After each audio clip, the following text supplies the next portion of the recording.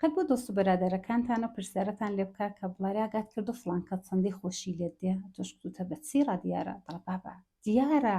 سەر هەموو کەس حاڵی بۆ هەموو کەس ئاگادار بۆ تۆ ئاگادار نەبووی یا زۆر زار خاتوونەکە یا ئاغاکە خۆشی لە یەک نەفەری دێ و لە دڵی خۆیدا دەڵێ ئەرێ چۆن بزانم کە ئەویژە و هەستەی بەرابەر من هەیە یان نا چونکە بۆ پیاوەکان گرنگایەتی هەیە دەڵێ ئەگەر بزانم کە ئەویژە و هەستەی بەرابەر من هەیە بە دڵنیاییەوە دەچم پیشنیاری خۆمی پێ دەدەم و بۆ خاتوونەکە کە دەبێت چاوەڕوان بێکە پیاوەکە بێ پیشنیاری پێ بدا هەمیشە دڵە قوتەیەتی دەڵێ بڵێ ئەوەندەی کە من بۆی سوڵتامەویش بۆ من سوڵتا بێ یەکێک لە خۆشەویستەکانی بینەر و لایەنگری کاناڵەکەمان کامنتێکی جوانی بۆ داناوین و پرسیاری کردو کە خام پەریزان دەکرێت بۆمان باس بکەی کە مە چۆن بزانین یەک نەفەر لە سەرما کوتنی ئەوڕۆ کراشی لە سەرمانە و خۆشی لێمان دێ و بەمە بتوانین نیشانەکانی بناسینەوە و بیلەخەرە دوای کە لی حاڵی بووین اتفاقێکەر دەکەوێت ئەگەر جەنابیشدا و پرسیارە بۆت گرنگایەتی هەیە بە بۆت خۆشە کە بزانی کە چێ لە دەوروبەرت هەیە کە خۆشی لێت دێ و ئاگاد نەکردو ئەمن ئەوڕۆ فێرت دەکەم بە چەند تێکنێکی سادا حاڵی بیکە و کەسانی کە لە دەوروبەرتن چێ خۆشی لێت دێ و چێ بە قەولی کورداری دڵی بۆت سوڵتاوە پس تا درێژێ ویددیوێ دەگەڵم بە بابەتەکە زۆر خۆشە ئەنگۆژ ئیشەڵا کامنتم بۆ دانە نامە بۆ بنووسن ئیشەڵا پرسیاری کامنتەکانی ئەنگۆش دەدەینەوە دە ویددیۆکانی داهاتوودا پسەر بەوەی کە ویددیۆکانی داهاتوم لە دەستنەدان حتمان کاناڵەکەمان سابسکرایب بکەن. سیمەنی پەریزەنم نووسەر و دەروونناس لە خزمەت و داهامدا و لاپەڕەیدا ئەگەر سرنج و دابێتێ حولم داوە ئەو مەبەستانەی کە گرنگیاتی هەیە دەژیاندا بە دەتوانن گرێکانی ژیانتانی پێ بکەنەوە لە چەشنەوی دوایانەدا تۆماری کەم و ئیشەڵا ژەنگۆ بە دیتنی چەند دەقیقەی کاتێک کە دادەنێن کەڵکوی سوادەی لەبەرن هەم مرۆڤ ذاتی بەیە خۆشی لە ئینسانەکان دێ زۆر زارەوەیە ئینسانێک دڵت دەلەرزێنێ هەستێکی زۆر خۆشت بەرابەری هەیە و دوای وی کە خۆشیت لی دێ ئەڤڵین پرسیارێکە لە خۆتی دەکەی ئەوەیە کە بڵێ ئەویش خۆشی لە من بێ بڵێ ئەو هەستە دوو تەڕەفە بێ و ئەویش دڵی بۆ من بجوڵێتەوە پس ئەمنی دەروونناس فێرت دەکەم کە بە سرنجدان بە چەند خاڵی چکۆلە بیناسیوەکایە ئەو مرۆڤەش هەستی بەرابەر تۆ هەیەیاننا لە سەرەتادا باوەتان ئیشارە پێ بکەم بازە شتێکە بینی ژن و پیا و جیاوازی هەیە سەبکی ژیانکردنەکە سەبکی جنسیەتەکە جاری وا جیاوازی هەیەک ساز دەکا ئەمن ئەڤڵ ئەو شتانەی کە بەگشتی هەیە باسی لێ دەکەم دوای دێنەوە سەر جیاوازی ژن و پیاوبوونەکەشی ئەڤڵی شتێک کە پێم خۆشە باسی لێ بکەم بە دەتوان زۆر زوو پێی حاڵی بن ئەوەی کە ارتباتی چاو یعنی ئەو شتێکە چاو درویان ناکە ئەگەر دەگەڵ ئەو کەسەی کە خۆشتان دەوێت دە کۆڕێکداندا گروپێکیدان دە جەمعێکیدان چاولێکن بزانن هەر کات کە نەفرێک مەتەڵێکی دەڵا قسێکی خۆش دەکا ئەو نەفرە گرچاوی لەسەر ئەو نەفرێکی قسەکەی کردو هەڵدەگرێت دووەمین نەفەر کە چاوی لێ دەکا یعنی دوای ئەو نەفەری بعدی کە چاوی لێ دەکا حتمما ئەو کەسەیە کە خۆشی لێ دێ زۆر جار بۆ تمشا دەکەی بینی ئەو کەسێک کە مەتەڵەکە دەڵا ئەو کەسێک کە خۆشی دەبسن 4 نەفەر دانیشتو 5 نەفەر دانیشتۆ ئەو لە پڕا لەو نەفرێکە خۆشی دەوێت چاوە هەڵدەگیرە مستەقیمەن دەچێتە سەر ئەو کەسێک کە خۆشی دەوێت و ئەو شتە بارها و بار تکرار دەبێتەوە ئەوە بزان ئەو نیشانانەی کە من ئەوڕۆ باسییان لێ دەکەم دەبێت بارها تکرار بووبێتەوە جار و جارهای زۆر ئەو شتا بەسەر هاتبێتەوە جا ئەو دەمەنگۆ دەتوانن ئەوە مەبنا بەروەدانێن دەناوانەیە گەر بە حەسب اتفاقێک دوو جارە اتفاقە دەکەی بڵێ ناو حتممە خۆشی لێم دێ بابەتەکەی دیکە ئەوەیە کە بەدەنی ئەو کەسا تەرزی دانیشتنەکەی زۆرتر ئەگەر ئەو کەسێک کە خۆشی دەوێت ڕووبەبیە یعنی ئەگەر ئەو کەسایەتی کە خۆشی دەبێت لەو لای دانیش بێ بەدەنی بەو لای ڕادەگرێ ئەگەر لەو لای دانیش بێ بەو لای ڕادەگرێ ئەوە شتێکی ناخۆداگاها یعنی بەدەست ئەو بەشەرە نیە شتێکی دیکەشکە هەیە معمولەن دەوەختی واداگر لەگەڵ ئەو کەسەدە گروپێکدا دانیشتووی هەر کارێکی دەکەی ئەو نەفرەت دیکاتەوە نەگەوەی کە بهێ لاسات کاتەوە بەدەست خۆی نیە لە خۆڕە لاسات دەکرێتەوە مەسەلەن ئەگەر تۆ دەستدا لیوانە ئاوێک کتەڵگرتۆی لە خۆڕا هەست بە تونیاتی دەکا ئەگەر تۆ مەسەلەن دەڵی ماندوو بووم ئەویش ئەو شتەی تۆ تکرار دەکاتەوە و بە دوود دادێ یعنی ئەو کارانەی کە تۆ دەکەی ئەویش لە خۆڕە لاسات دەکاتەوە چا بۆیە دەڵم لە خۆڕا چونکە بەدەست خۆی نییە هێندە مشکی لەسەرتە هێندە فکری لەسەرتە هۆشی لەسەرتا لە خۆڕە کارەکانیش لاسا دەکاتەوە و خاڵێکی زۆر خۆشتر ئەوەیە کە جزئیات زۆر دەنەزەر دەگرێ مەسەڵەن ئەگەر بڵند خۆشیم لەو ڕەنگە دێت لە بیری ماوە مەسەڵەن تەمشا دەکەی 15 شەو لەو پێش 20 شەو لەوە پێش لە کۆڕێکدا ئەتۆ کچوت مسە خۆشیم لە ڕەنگی زەردێ دەو کۆڕە تازەیەدا کە پێکەوە دانیشتون لەو گروپە تازەیەدا حتمما دەیڵێتەوە کە تۆ ڕەنگی زەردت پێ جوان بوو، کە تو فلان میوێت پێخۆش بوو، کە لە فلان جێگا تۆ ئەو نەزەرەتدا، یانی شتەهای چکۆلەی دیتنەکانی پێشووی زۆر جوان لەبیر دەمێنێ بۆ چونکە دەو کۆڕەدا دەو گروپەدا هێندە هۆش و مشکی لەسەر تۆ بۆ زۆر زوو ئەو خاڵە چکۆلانەی کە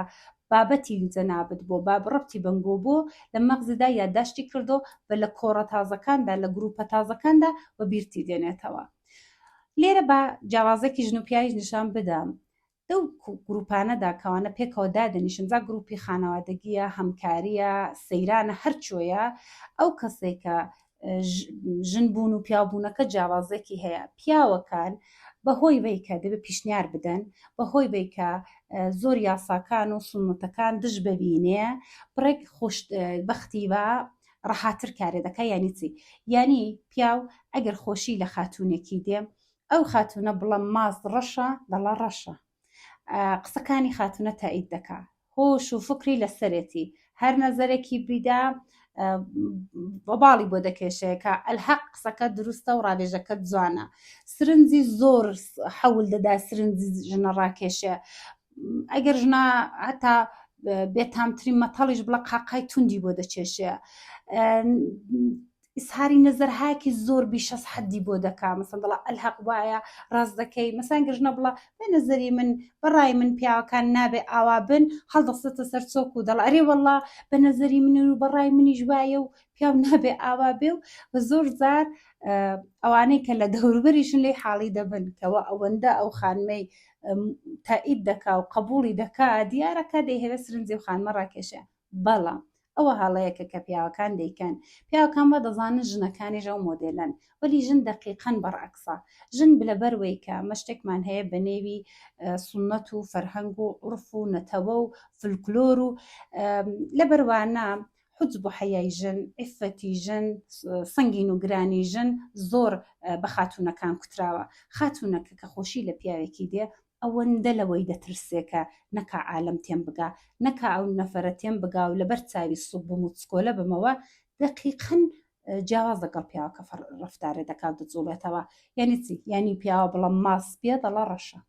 بڵە من نەزەرمەوەیە دژ بە نەزەری کابرا ڕەفتار دەکا، پیاوە هەرچی بیڵە و بەرعکسەکەی دەڵا. یانی کارێک دەکا کە پیاوە لە کەن خۆی بڵە حە ئەمن شایم بەچێ، دەقیقەن ئەو خاتونە ڕقی دنیای لە منە.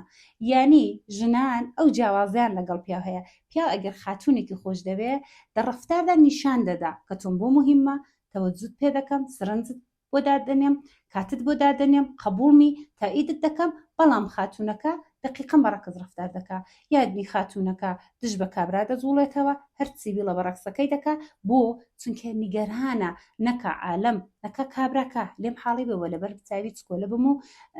ناماقوڵ بم. پس ئەوەتان لەبیر بێکە دیرەدا دەو خاڵەدا ئەمە ژن و پیا پێکەوە جودان. شتێکی دیکەش کە دەتوانێت بەکو تەقەلوبێک ئەنگۆ بیبین و بیناسنەوە کە بزانن چه خۆشی دەتان دێ، ئەوە یەکەو کەسێکە خۆشی دەوێ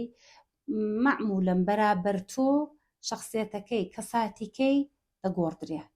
یعنی مەسەلەن کوڕەوەکی دیکە زۆر شۆخی بازە، زۆر بە قەولی کوردەواری خۆمان فشەکەرە، خوێنشیرنە لەسەر دڵانە، ئەگەر دەیهەوێ سرنجی خاتونێکی ڕاکێشێ لە پڕا جددی دەبێ، گۆڕانی بەسەردادێ، ئەو کارانەی کە پێشتر دەیکرد ئاکارانەی کە دەیکرد نەیکاتەوە و بۆ خاتونەکە شەروەها. مەسەلەن ئەگەر تمشا دەکەی ئەو کەسەی کە خۆشەویستەکەی دەو گروپەدایە دەو کۆڕەدایە لە خۆڕە هەر دەڵی مقەیەدە، هەر دەڵی معەزەبە، هەر خۆی خڕدەکاتەوە، هەر دەڵی مەسەلەن دەیهەوێ جوان دیارە بە کورداری خۆمان دەیهەوێت سرنجی نەفەرێکی دەو کۆڕەدا ڕاکێشێ. جا ئەگەر دیتان نەفەرێک دە کۆڕێکدا ئاوا کەساتیکەی گۆڕاوە جوورێکی دیکە کە وەک هەمیشەیە ناجوڵێتەوە، ئەو زار ئەو نیشانانێک کە پێشتر باسم کرد، نیشانەی چاوی و نیشانەی ڕەفتار و نیشانەی چۆن نەزەردان و ڕێدان و بە ئیسلا ئەوانەی بێنن پێکەوە مقایسەی بکەن، ئەو دەم زۆر بە جوان دەیدۆزنەوە کە ئەو نەفەرە دەو گروپەدا لەبەر چهایان ئاوا ئاکاری گۆڕدراوە. و ئەمما یەکێک لە شتەکانی کە بابەتی ئەوڕۆیە دنیای مەجازی، فەزای کامپیوتەر، فەزای تەلەفۆنەکانمان، ئەلا نەمە کۆمەڵایەتیکانمان ئیستۆری دادەنین، پۆستی دادەنین، کورتە نامەی دادەنین، شت دادەنین. معمولاً ئەو کەسێک کە خۆشی لەمە دێ ئەڤڵین نەفەرە کە ئیستۆریکەمان لایک دەکا، ئەڤڵین نەفەرەکە ریپلەی دەکا، ئەڤڵین نەفەرەکە واکۆنشێک نیشان دەدا، جوڵانەوەیەک بەرابەر ئەو شتێمە لە خۆی نیشان دەدا. ئەو کەسانەی کە یعنی ئەتۆ وەختێک دەتەوێت بزانێکێک خۆشی لە دێ بە تعدادی مەسەڵەن 10 جاران ستۆریتان کەدانە بزانە ئەڤڵین نەفەر چێ دەیبینێ، چێ لایکی دەکا، چێ ریپلەی دەکا. ئەوەش زۆر نیشانێکی زەڕاحەتە بۆی کە بزانن کە چێ بە قەولی خۆمان دەڵە بۆت سوتاوە و بیر و هۆشی لەسەر رنگۆیە. ئەگەر ماو نیشانانە بدۆزینەوە دۆستانی خۆشەوی، زۆر جار ئەمە بەتەرین شت بۆمەوێ کەسانێکمان لە دەوروبەر بێ کە پێمان خۆش نەبێ ئەمەیان خۆش ببێ. زۆر جار بۆ کە خۆشەویستی بازە کەسایەتیەک بازە مرۆڤێک نەتەنانەت هەستی خۆشی نەداوینەتێ، هەستی ناخۆشیشی داوینەتێ. مەسەڵەن تمشا دەکەی خۆ دۆست و بەرادەرێکی زۆر قەدیمیە خۆشی لێ دێوە تۆ ناتەوێت پێشنیارت پێ بدا چونکە پێت عیبە دەڵێ سم باوە فەزایە ساز نەبێ. ئەگەر ئەو ئاکارەی کە من لەو ڤیدیۆیەدا باسم کرد تێدا دۆزیوە زۆر بەڕاحەتی لەگەڵی سەرسەنگیم بە زۆر غەیری مستەقیم ناومێدی کە بڕوا بە دوی زندگیکەی کەوێ. زۆر زار ئەوەی کە مە بتوانین ئەو ئاکارەی کە نەفەرێک خۆشی لەمە دێ زوو بناسین دەبێتە بابەتی وەی کەمە زۆر مشکلات لەسەر خۆمان لابەرین. مەسەلەن پێش هاتۆ کە خاتونە کتوێتی